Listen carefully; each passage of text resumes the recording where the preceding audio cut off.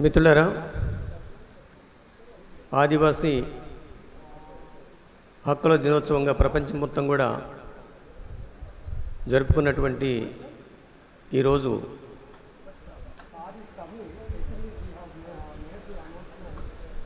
ఆదివాసీ హక్కులు అనేది హిమాంష్ కుమార్ గారు, అదేవిధంగా జస్టిస్ సుదర్శన్ రెడ్డి గారు, హరగోపాల్ గారు, వెంకటేశ్వర గారు వీళ్ళంతా మాట్లాడిన తర్వాత నాలాంటి మెడికల్ పర్సన్కి వీళ్ళు ఏమీ మ్యాటర్ వదలలేదు, మొత్తం చెప్పేశారు. అయితే నేను చెప్పాల్సింది అనుకుంటుంది ఏమిటంటే,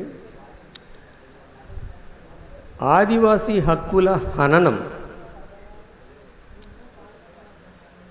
ఆదివాసీల అణచివేత, హత్యలు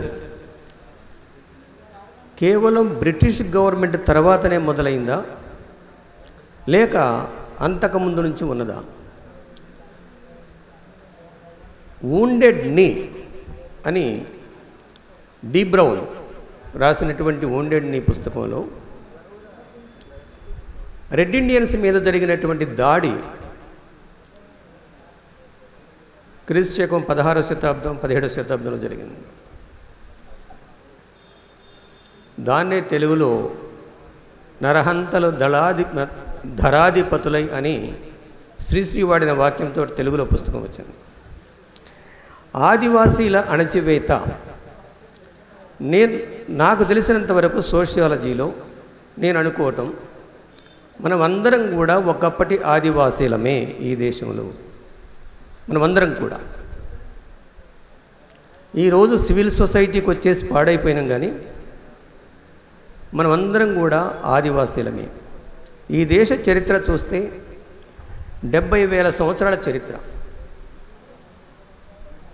క్రీస్తు పూర్వము 1000-2000 కాదు, 70,000 సంవత్సరాల చరిత్ర. మొట్టమొదట ఈ దేశానికి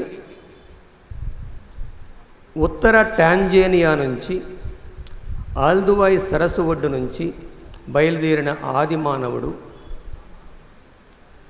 ఇండియాలో ఉన్నటువంటి సెంట్రల్ ఇండియాలో స్థానం సంపాదించాడు.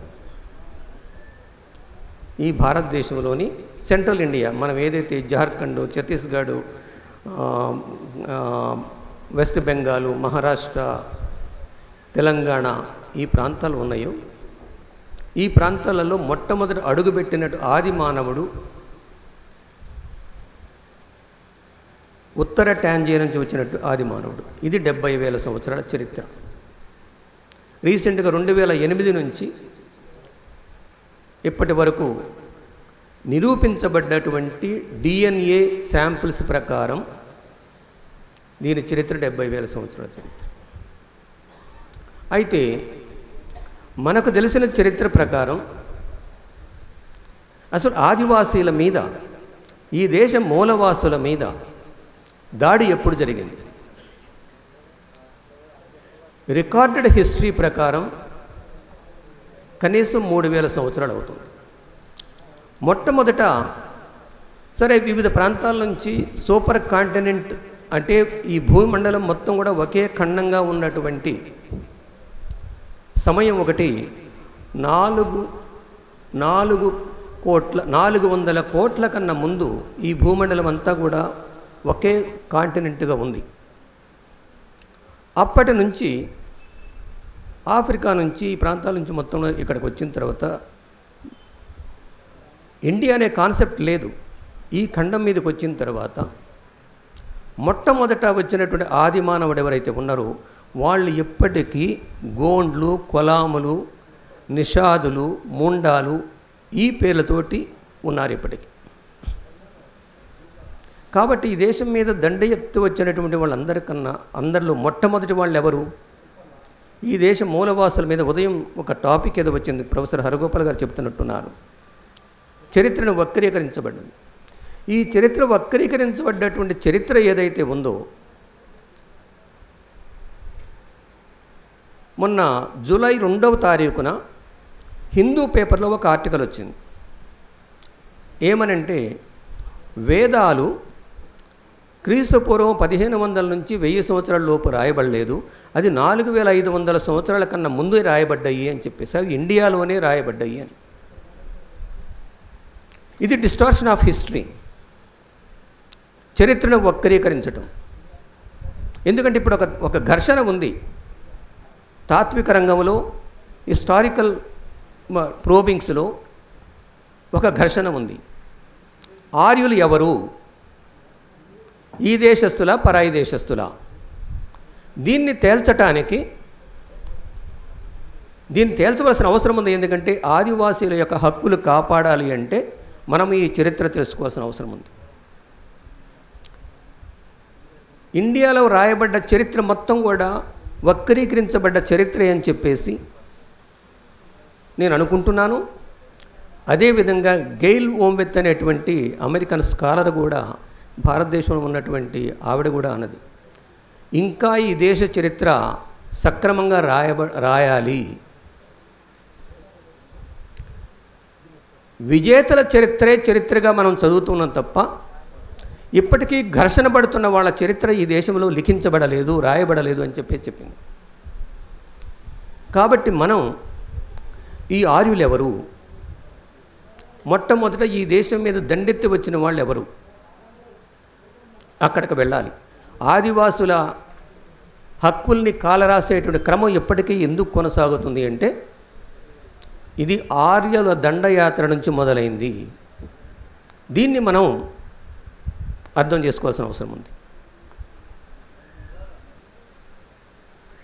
వీళ్ళ సిద్ధాంతానికి ఫాదర్ లాంటి వాడు బాలగంగాధర తిలక్ కూడా చెప్పాడు, ఆర్యులు ఈ దేశస్థులు కాదు అన్న విషయం. కానీ ఇప్పుడేం మొదలు పెడుతున్నారు? ఆర్యులు ఈ దేశస్థులే, ముస్లిమ్సు, క్రిస్టియన్సు, అంబేద్కరైట్ దళితు పరాయి దేశస్థులని మొదలు పెడుతున్నారు. ఈ అవకాశం ఎవరిచ్చారు దీన్ని? ఈ యుద్ధం కొనసాగుతుంది. ఇది ఆరంభం కాదు, అంతము కాదు, ఇది కొనసాగింపే. ఈ యుద్ధం కొనసాగుద్ది. ఈ యుద్ధంలో మనం ఎటువైపు ఉందామనేదే మనం నిర్ణయించాల్సింది. ఈరోజు కోర్టులు, లెజిస్లేటివ్ అసెంబ్లీ,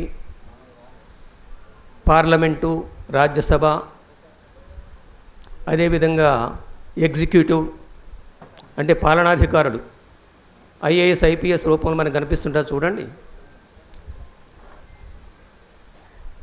వీళ్ళు, అదేవిధంగా జ్యుడిషరీ.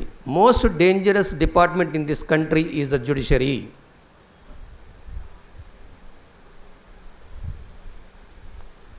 కాబట్టి ఈ మూడు వ్యవస్థల్ని ఎవరు చెప్పారో కానీ ప్రొఫెసర్ హరగోపాల్ గారు చెప్పాలి. ప్రజాస్వామ్యానికి 4 స్తంభాలు అని. ఈ 4 స్తంభాలలో 3 స్తంభాలు చేసే ఎదవ పనులని, 3 స్తంభాలు చేసే దుర్మార్గాలని సపోర్ట్ చేసేది ఇప్పుడు మీడియా అయింది. గోడీ మీడియా అని మీరు వింటున్నారు చూడండి. మీడియా మనకి ఏదైనా ఛత్తీస్గఢ్ నుంచో, లేదంటే చంద్రపూర్ నుంచో, లేకుంటే జార్ఖండ్ నుంచో, మణిపూర్ నుంచో రిపోర్ట్స్ వస్తున్నాయి అంటే మనకి యూట్యూబుల ద్వారానే వస్తున్నాయి. వీటిని కూడా క్లోజ్ చేయాలని పార్లమెంట్లో, మినిస్ట్రీలో చర్చలు జరుగుతున్నాయి. యూట్యూబుల వాళ్ళకి ఎవరికి పడితే వాళ్ళకి పర్మిషన్ ఇవ్వకూడదు, వీళ్ళు ఎక్స్పోజ్ చేస్తున్నారు ప్రభుత్వాలని అని చెప్పేసి. కాబట్టి మిత్రులారా, ఈ యుద్ధం కొనసాగుద్ది. ఎందుకంటే మన గౌరవ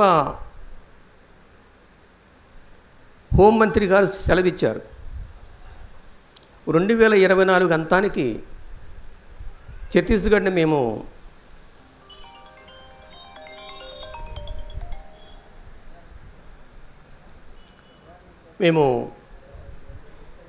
స్వాధీనం చేసుకుంటామని. ఛత్తీస్గఢ్ని స్వాధీనం చేసుకుంటే ఆదివాసులను స్వాధీనం చేసుకోవటం కాదు, అక్కడ ఉన్నటువంటి ఖనిజ సంపద ఏదైతే ఉందో,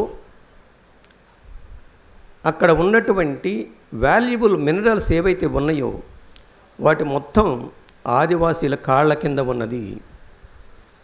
అక్కడ ఆదివాసీలకు రక్షణ ఇస్తున్నటువంటి వామపక్ష పార్టీలు ఏవైతే ఉన్నాయో వాళ్ళని మొట్టమొదట మనం చంపేస్తే ఆదివాసీలు దిక్కు లేకుండా పోతుంది. పోలవరం ప్రాజెక్టు కింద జరిగినటువంటి విధ్వంసం ఏదైతే ఉందో మీ అందరికీ గుర్తుండే ఉండాలి. పోలవరం ప్రాజెక్టు కింద 3 లక్షల ఆదివాసీలని ముంచేశారు పోలవరం ప్రాజెక్ట్ అని చెప్పేసి. కాబట్టి మిత్రులారా, మనము అక్కడ యుద్ధం ఎందుకు జరుగుతుంది? మావోయిస్టుల వల్ల యుద్ధం జరుగుతుందా? మావోయిస్టులు ఎప్పుడు వచ్చారు అసలు ఈ దేశంలోకి? మరి 3000 సంవత్సరాల బట్టి జరుగుతున్నటువంటి అణచివేత, యుద్ధం, చంపటం, రేప్ చేయటం ఇవన్నీ ఎవరు చేశారు? వీళ్ళంతా విదేశీయులే. ఇప్పటికీ ఈ దేశాన్ని పరిపాలిస్తున్న వాళ్ళు విదేశీయులే, గుర్తుపెట్టుకోండి. ఆ విదేశీయులకు సామంతులు రాష్ట్ర ప్రభుత్వాలు, రాష్ట్రాలు ఉన్నవాళ్ళు. ఈ లింక్ను మనం అర్థం చేసుకోకపోతే కేవలం ఆదివాసీల మీద అణచివేత మాత్రం గురించే మనం మాట్లాడతాం. మణిపూర్లో ఏం జరిగింది? 2023 ఫిబ్రవరిలో, అంటే ఈ అల్లర్లు జరగకముందు, కుకీ మైతీల మధ్యన అల్లర్లు రాకముందు 2023 ఫిబ్రవరిలో అక్కడ అదానీ కంపెనీ వెళ్ళి డ్రిల్లింగ్ చేస్తుంది కుకీ జనం ఉన్నటువంటి పర్వతాలలో. అక్కడ ఖనిజ సంపద ఉంది. North eastern states, 7 sisters states ఏవైతే ఉన్నాయో అవి మొత్తం కూడా పర్వతాల మీద ఉన్నాయి. కాబట్టి ఆ పర్వతాల కింద విలువైనటువంటి ఖనిజ సంపద ఉంది. ఒకళ్ళు జియోలాజికల్ ఎక్స్పర్ట్ చెప్పింది ఏమిటంటే, ఈ భారతదేశ జనాభాని, ఈ 143 కోట్ల జనాభాని ఒక సెంట్రల్ ఇండియాలో ఉన్నటువంటి ఖనిజ సంపద 200 సంవత్సరాలు ఏ పని చేయకుండా కూర్చోబెట్టి తినిపించగలదు. అంత ఖనిజ సంపద ఉన్నది. కాబట్టి ఖనిజ సంపద కొరకు జరుగుతున్నటువంటి యుద్ధం తప్ప ఇది మావోయిస్టుల వల్లనో లేకుంటే ఇంకొకళ్ళ వల్లనో రాలేదు. ఇది మనం మేధావి వర్గం అర్థం చేసుకోవాలి. కాబట్టి ఇప్పుడు చేయాల్సింది ఏమిటి? ఈ సభ్య సమాజం ఈరోజు ఆశ్చర్యకరమైన పరిణామం మీరు చూడండి. ఆదిలాబాదు, నిజామాబాదు, కరీంనగర్లో ఏ పార్టీ గెలిచింది ఎంపీ సీట్లలో? ఎందుకు గెలిచింది? ఒకప్పుడు ఇది మా కంట్రోల్లో ఉండేవి ఈ ప్రాంతాలు. మరి ఇప్పుడు ఏమైంది? ఈ ఫ్యాసిస్ట్ ప్రభుత్వం ఎట్లా గెలిచింది ఇక్కడ? కాబట్టి దీనికి బాధ్యులైన వాళ్ళు మనమందరం బాధ్యులమని చెప్పేసి నేను చెప్పాలనుకుంటున్నాను. we did not understand the Indian social reality, we did not understand the Indian culture, we did not understand the spiritual democracy. This is the result today. వీడు అక్కడితో ఆగుతాడా? ఛత్తీస్గఢ్ తోటి, జార్ఖండ్ తోటి ఆగుతాడా? మణిపూర్ తోటి ఆగుతాడా? ఆగడు. ఈ దేశం మొత్తం కూడా బ్రిటిష్ వాళ్ళు కొల్లగొట్టారు, వెళ్ళారు. ఫ్రెంచ్ వాళ్ళు కొల్లగొట్టారు, వెళ్ళారు. డచ్ వాళ్ళు కొల్లగొట్టారు, వెళ్ళారు. కానీ ఈ ట్రైబ్స్ ఏవైతే ఉన్నాయో, ఈ ఆర్య ట్రైబ్స్ ఎప్పటికీ ఈ దేశంలో తిష్ట వేసుకొని కూర్చున్నాయి. ఆర్యముక్త్ భారత్ రానంత వరకు, ఆర్యుల నుండి ఈ దేశాన్ని రక్షించినంత వరకు ఈ యుద్ధం కొనసాగుతూనే ఉంటుంది. వాడు ఏదో పేరు చెప్తాడు, మావోయిస్టులు అంటాడు, లెఫ్టిస్టులు అంటాడు, తర్వాత అబద్ధ సాక్ష్యాలు చెప్తున్నారంటాడు. ఇప్పుడు సిఎల్సి మీద కేసు పెట్టినట్టు, తర్వాత హిమాష్ కుమార్ మీద కేసు పెట్టినట్టు మనందరి మీద కూడా కేసులు వస్తాయి. అయితే వాస్తవాన్ని మనం గ్రహించకుండా గాలిలో యుద్ధం చేయొద్దు. ఛత్తీస్గఢ్, జార్ఖండ్, ఈ మణిపూర్, ఈ రాష్ట్రాల్లో ఉన్నటువంటి ఆదివాసులకు మద్దతు పలుకుతూనే సివిల్ సొసైటీలో మనం ఏం చేయాలి? ఇది చాలా ముఖ్యమైన ప్రశ్న. మనం పోయి ఛత్తీస్గఢ్లో ఎలవేళలు ఉండలేము, అన్ని రోజులు ఉండలేము. కానీ సివిల్ సొసైటీ ఏం చేయాలి? ఇక్కడ ప్రెషర్ బిల్డప్ చేయాలి.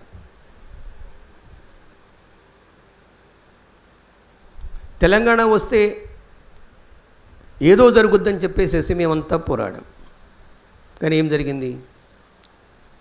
పెనం మీద నుంచి పొయ్యిలో పడ్డాం. ఇప్పుడేం జరుగుతుంది నేను చెప్పాల్సిన అవసరం మీ అందరికీ తెలుసు.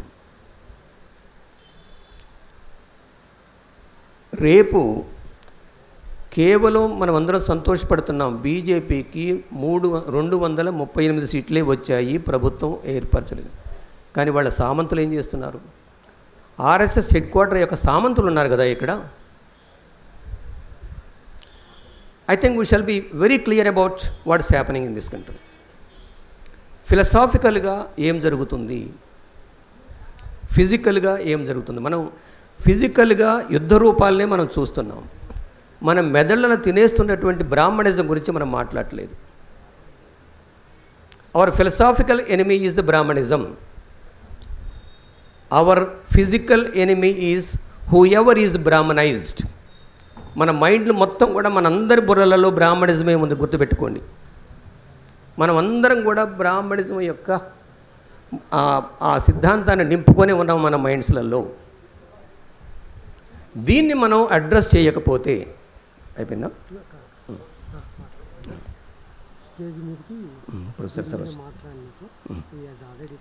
వచ్చానా? చిన్న announcement please.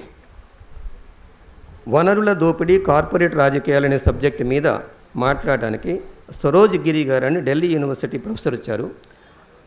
I request professor Saroj Giri to come on to the dais.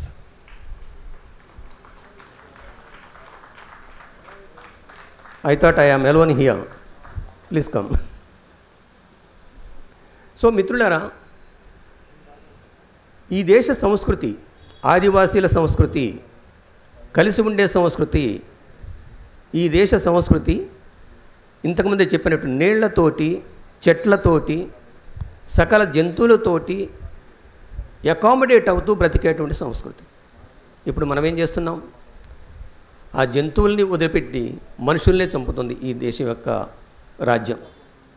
ఈ రాజ్య హింస అనేది అది శాంక్షన్. ఎవరైతే దెబ్బతింటారో వాళ్ళు పోలీస్ స్టేషన్కి వెళ్తే పోలీసులు వాళ్ళ మీదనే కేసు పెడితే ఇంకెక్కడ రాజ్యాంగం? కొన్ని రోజుల క్రితమే, ప్రాబబ్లీ జూలైలో, కొల్లాపూర్లో చెంచు స్త్రీ, 28 సంవత్సరాల చెంచు స్త్రీని ఈ ప్రభుత్వమే రేప్ చేసింది. ఏం జరిగిందో తెలియదు. కేల్వన్మెనిలో ఆ జడ్జిమెంట్ ఏమన్నదో, లేకపోతే చుండూరులో ఏ జడ్జిమెంట్ వచ్చిందో, కారంచేట్లో ఏమొచ్చిందో, ఖైర్లాంజీలో ఏ జడ్జిమెంట్ ఇచ్చారో, ఈ కేసు కూడా అంతకన్నా ఎక్కువేం కాదు. కాబట్టి సివిల్ సొసైటీలో కూడా దారుణాలు జరుగుతున్నాయి. అది పర్టికులర్ సెక్షన్స్ మీద జరుగుతుంది.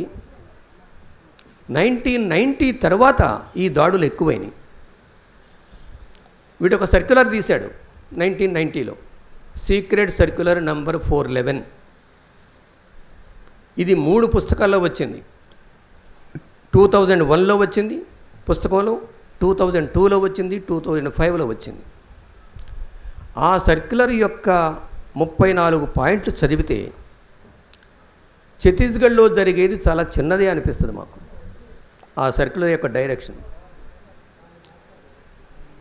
కలెక్ట్ అమ్యునిషన్ టు కిల్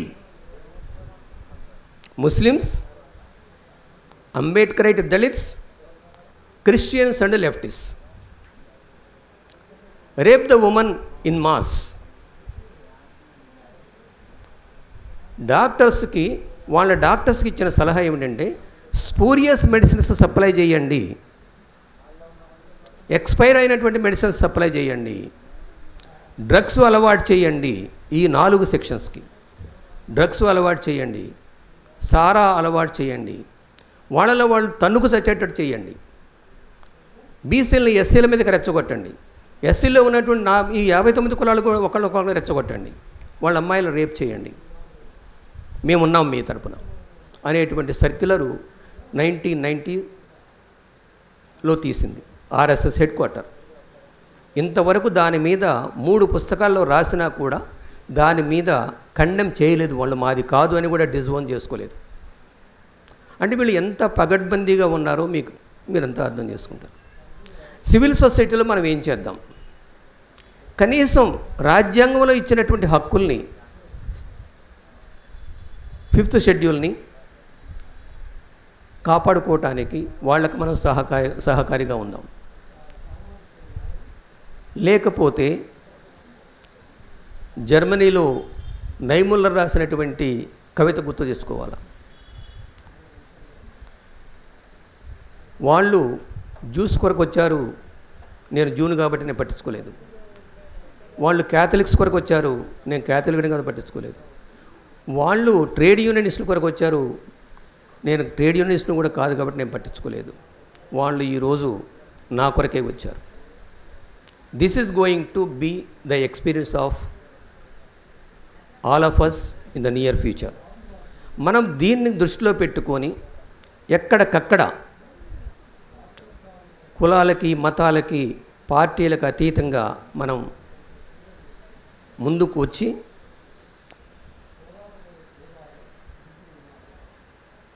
ఈ హత్యలని, ఈ అణచివేతలని మనం ఎదుర్కోకపోతే ఒకటే గుర్తుపెట్టుకోవాలి, హిట్లర్ పరిస్థితి ఏమైంది, ముస్సోలినీ పరిస్థితి ఏమైంది, వీళ్ళ గతి కూడా అదే పడుతుంది. జనం ఇవన్నీ ప్రక్కన పెట్టి మనం ఐక్యంగా ఉండాలి. పార్టీలకు అతీతంగా ఏ పార్టీ పెట్టింది మీటింగు, ఏ సిఎల్సి పెట్టింది, మేం కాదు కదా పెట్టింది, మా పార్టీ యొక్క ప్రజాసంఘం కాదు కదా అనేటువంటి విషయాల్ని అన్ని కమ్యూనిస్టు పార్టీలకే నేను వేడుకుంటున్నాను. కమ్యూనిస్టు పార్టీలు అన్నీ కూడా ముందుకు రావాల్సిన అవసరం ఉంది. ఇప్పుడు ఇది టైం. ఇంకొక 5-6 సంవత్సరాలు కనుక గడిస్తే వాళ్ళ ప్రణాళిక ఖచ్చితంగా అమలు చేస్తారు. సివిల్ సొసైటీలో ఉన్నటువంటి బజారుల్లోనే రక్తపు టేరులు పారుతాయి, ఎవ్వడం మిగలవు, గొంతెత్తితే కోసేస్తారు. ఇప్పుడు అదే జరుగుతుంది కదా ఛత్తీస్గఢ్లో, మణిపూర్లో. కాబట్టి ఇలాంటి పరిస్థితుల్లో మనం ఈ పరిపాలన ఉన్నాం. ఈ విదేశీ ఆర్యుల యొక్క దండయాత్ర ఆగలేదు. మీరంతా అనుకుంటారు రామాయణంలో, చాలామంది అనుకుంటారు, నాతోటి కూడా ఆర్గ్యూ చేశారు. ఏమనంటే రామాయణంలో రాముడు 12 సంవత్సరాలు 14 సంవత్సరాలు వనవాసం చేశాడని. ఇది ఈ దేశం మీద దండయాత్ర అని నేను చెప్పదలుచుకున్నాను. రాముడు చేసింది దండయాత్ర. ఈ దండయాత్ర వింధ్యా పర్వతాల వరకు వచ్చి ఆగింది.